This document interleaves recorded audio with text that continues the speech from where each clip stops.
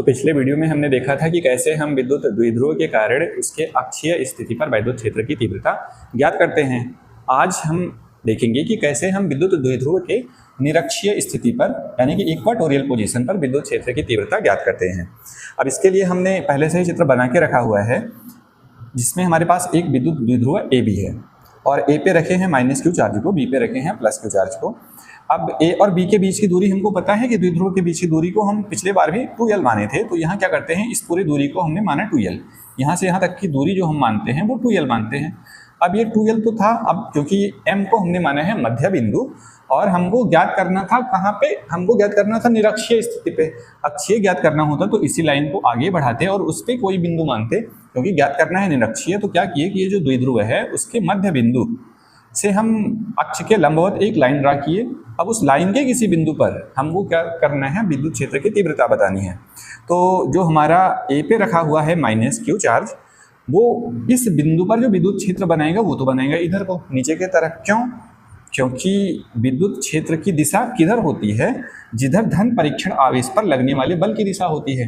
तो अगर हम यहाँ धन परीक्षण आवेश रखते तो उस पर ये माइनस का चार्ज है उसको अपनी तरफ आकर्षित करता, तो इधर बन गया हमारा विद्युत क्षेत्र की दिशा। और यहाँ पे अगर हम रख देते, इसके कारण जो बनेगा वो तो इधर बनने वाला है। क्यों उधर बनेगा? क्योंकि धन परीक्षण आवेश को ये प्रतिकर्षित करेगा, प्लस वाला चार्ज है। तो एक बात और हम ध्यान देंगे कि जो हमारा आवेश है ये तो दोनों बराबर है परिमाण में, चिन्ह का अंतर है, एक माइनस में है एक प्लस में है, एक धनात्मक है एक ऋणात्मक है। तो अब ये ऋणात्मक आवेश और ये धनात्मक आवेश परिमाण में बराबर, और इस बिंदु पर क्या कर रहे हैं, दोनों वैद्युत क्षेत्र बना रहे हैं। अब यहाँ से यहाँ तक की दूरी को हमने l माना, तो ये भी दूरी l ही होने वाली है, और इस दूरी को हमने मान लिया r। अब देखते क्या है कि आखिर ये दूरी कितनी होगी, क्योंकि हमको अगर इस बिंदु पे वैद्युत क्षेत्र पता करना है तो हमको यहाँ से यहाँ तक की दूरी चाहिए। और पाइथागोरस फार्मूला कहता है कि ये दूरी हमारी निकल के आएगी √r² + l², और ये दूरी भी उसी तरीके से होने वाली है, इधर वाली दूरी भी वही हो जाएगी, जो इधर है दूरी वही दूरी इधर भी होगी। तो ये बात याद रखेंगे कि ये दोनों दूरी आपस में बराबर है। अब जब ये दोनों दूरी आपस में बराबर है तो होगा क्या कि जब ये दोनों दूरी बराबर हैं तो ये परिमाण में वैद्युत क्षेत्र भी आपस में बराबर होने वाले हैं, यानी कि EA और EB की वैल्यू आपस में बराबर है, क्योंकि आवेश बराबर दूरी बराबर, तो परिमाण में वैद्युत क्षेत्र भी बराबर, अंतर होगा दिशा का।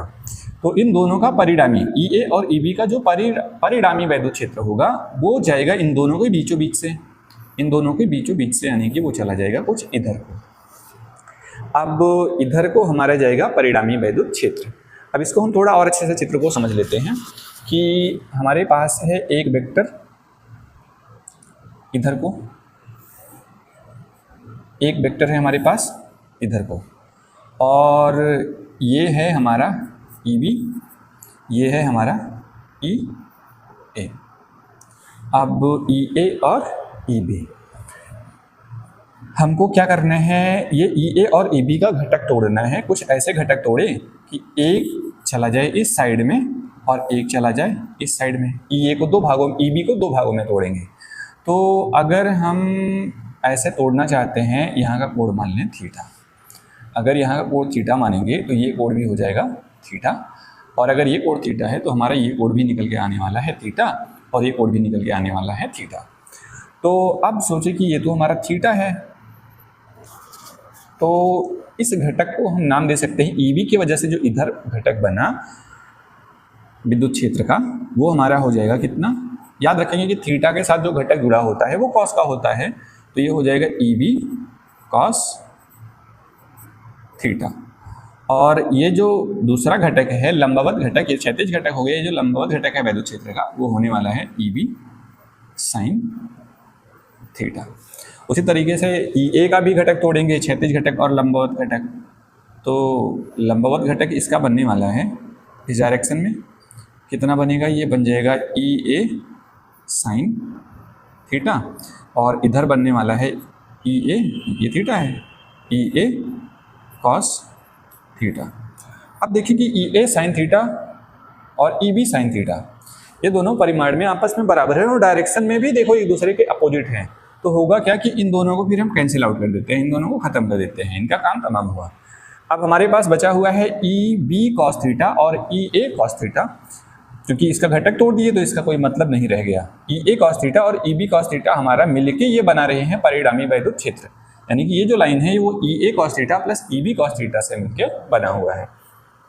तो जो हमारा बिंदु M पे परिणामी विद्युत क्षेत्र आएगा E, वो हमारा किसके बराबर होगा, वो होगा E A cos theta plus E B cos theta के, E A cos theta plus E B cos theta.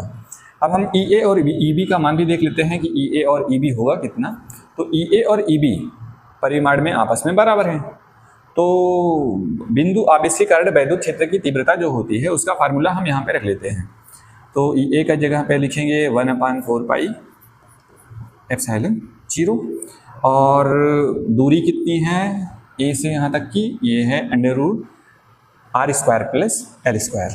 तो ये हो गया Q/रूट में रहेगा r² प्लस l² का होल स्क्वायर, और कॉस थीटा तो लिख लेते हैं कॉस थीटा।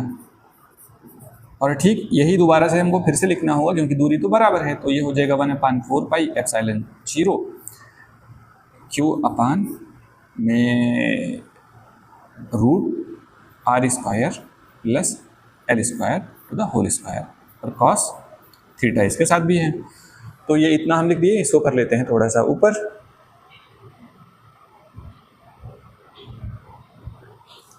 अब आगे जब बढ़ते हैं तो यहाँ पे 1/4 पाई एप्सिलॉन 0 और Q/√r² plus l² the whole square, इसको कर लेते हैं कॉमन। तो जब इसको कर लेंगे कॉमन तो ये हो जाएगा 4 पाई एप्सिलॉन 0 और Q/r² plus l² whole square multiply. अब मल्टीप्लाई किसका करना है, हमको मल्टीप्लाई करना है। अब देखो जब कॉमन करेंगे तो यहाँ पे हमारा कॉस थीटा है, एक कॉस थीटा यहाँ है, दोनों मिलके बना देंगे 2 कॉस थीटा, ये बना दिए 2 कॉस थीटा। अब आगे बढ़ जाते हैं दोबारा से 1/4 पाई एप्सिलॉन 0 या एप्सिलॉन 0 Q/r²। अच्छा यहाँ पे रूट छूट गया है तो रूट लगा लेते हैं, ये रूट में था। और देखो रूट है और स्क्वायर है, तो करते क्या है कि रूट और स्क्वायर को हम कैंसिल कर देते हैं। रूट और स्क्वायर कर दिए कैंसिल, तो यहाँ पे हमारा बचा है r² प्लस l², इतना ही बचा है। रूट और स्क्वायर कर दिए कैंसिल, और कॉस थीटा की वैल्यू हम लिखेंगे कहाँ से, कॉस थीटा की वैल्यू यहाँ से उठा के लिखेंगे। कॉस थीटा की वैल्यू कॉस होता है आधार बटे में कर्ण, तो आधार इसका हो गया L और कर्ण हो गया आधार बटे में कर्ण, तो ये हो गया। तो इसको लिख देते हैं आधार 2 जो था यहाँ उसको कर देते हैं यहाँ पे, और आधार की जगह पे हो गया हमारा L, और कर्ण की जगह पे कितना लिख देंगे, कर्ण की जगह पे लिखेंगे, हमको लिखना है यही, तो लिख लेते हैं r² प्लस l² का पावर 1/2। देखो रूट को क्या लिख सकते हैं, रूट को लिख सकते हैं पावर या घात 1/2, तो हम रूट को रूट में लिखे घात 1/2 बना दिए। इसको थोड़ा और ऊपर कर लिए।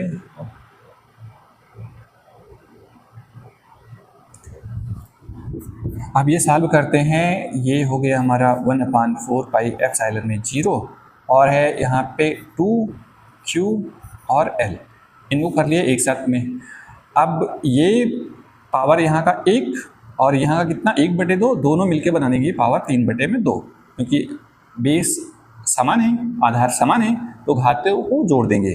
तो घात जुड़ के 1 यहाँ पे था, 1/2 यहाँ पे था, मिलके बनाएंगे 3/2, तो हो गया r² प्लस l², इसका पूरा का पावर 3/2 यानी कि 3/2। अब इसको तो हम P लिख सकते हैं, द्विध्रुव का आघूर्ण, P बराबर में Q × 2L हम पढ़े थे। तो इसको क्या करेंगे, हम इसको बना देंगे P। तो ये बन गया 1/4 pi epsilon 0 P/r² plus l² power 3/2।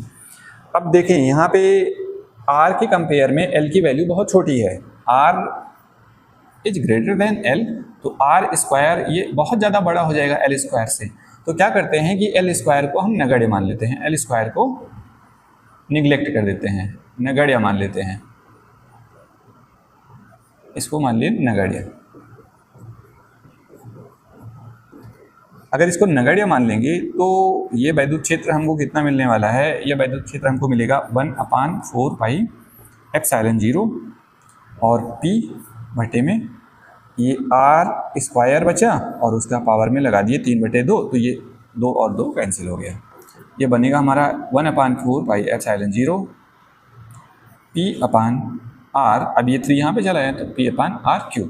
ये हमको मिल गया फार्मूला किसका, ये फार्मूला हमको मिला विद्युत द्विध्रुव के निरक्षीय स्थिति पर विद्युत क्षेत्र की तीव्रता। तो इसको लिख लेते हैं। फार्मूला क्या बना हमारा, फार्मूला निकल के आया E = 1/4 पाई एप्सिलॉन 0 P/R³। अब इसकी दिशा भी देख लेते हैं किधर बनी थी। इसकी दिशा बनी थी प्लस से माइनस क्यू की तरफ, इसकी दिशा बनी है इधर को प्लस से माइनस क्यू की तरफ। तो डेरिवेशन हमारा यही था।